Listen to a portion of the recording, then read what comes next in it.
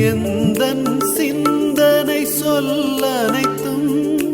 எந்தன் செயல்கள் ஒவ்வொன்றும்